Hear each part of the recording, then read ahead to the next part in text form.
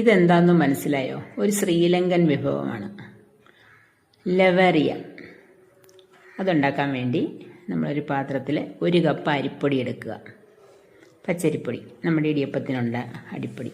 അതിലേക്ക് ആവശ്യത്തിന് ഉപ്പും തിളച്ച വെള്ളവും ഒഴിച്ച് നന്നായിട്ട് കുഴച്ച് വയ്ക്കുക. കുഴച്ചൊരു 10 മിനിറ്റ് വയ്ക്കണം, ആ മാവൊന്ന് സോഫ്റ്റ് ആകാൻ വേണ്ടി. തിളച്ച വെള്ളം ഒഴിക്കുന്നുണ്ട്, ഒരു തടിത്തവിയോ എല്ലാം കൊണ്ട് ഇട്ടൊന്ന് ഇളക്കി ആദ്യം ഒന്ന് കുഴയ്ക്കുക. പിന്നൊന്ന് ചൂടാറിയതിന് ശേഷം ചൂട് ഒന്ന് കുറഞ്ഞ് വരുമ്പം നന്നായിട്ട് കൈകൊണ്ട് നന്നായിട്ട് കുഴച്ച് നല്ല സോഫ്റ്റ് ഡവാക്കി ഒരു നനഞ്ഞ തുണി കൊണ്ട് മൂടി ഒരു 10 മിനിറ്റ് റെസ്റ്റ് ചെയ്യാൻ വയ്ക്കുക.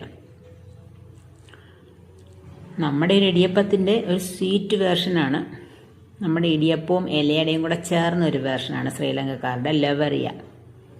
ഇനി ഒരു പാൻ അടുപ്പത്ത് വെച്ച് അതിലേക്ക് കുറച്ച് നെയ്യ് ഒഴിച്ചിട്ട് 1 കപ്പ് തേങ്ങയിട്ട് നന്നായിട്ടൊന്ന് മൂപ്പിക്കുക ഒരു 2 മിനിറ്റ്.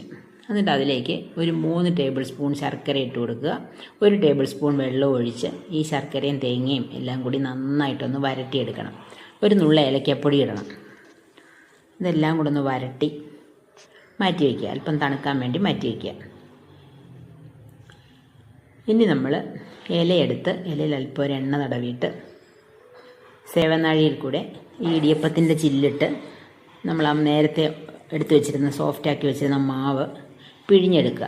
ഇടിയപ്പത്തിന് പിഴിയുന്നതിൽ പിഴിഞ്ഞ് കുറച്ച് നേരം പരത്തി പിഴിയണം. ഇലയിൽ ഇങ്ങനെ ഫുള്ളായിട്ട് ഫ്ലാറ്റായിട്ട് ചെയ്യണം. എന്നിട്ട് ഈ ശർക്കരക്കൂട്ട്, ശർക്കരയും തേങ്ങയും കൂടെ വരട്ടി വെച്ച കൂട്ട് അതിനകത്ത് വെച്ചിട്ട് ഒന്ന് ചുരുട്ടിയെടുക്കുക.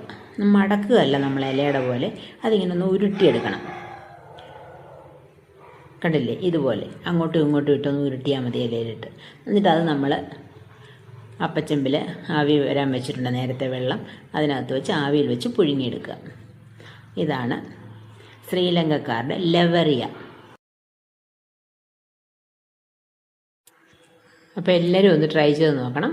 Thanks for watching.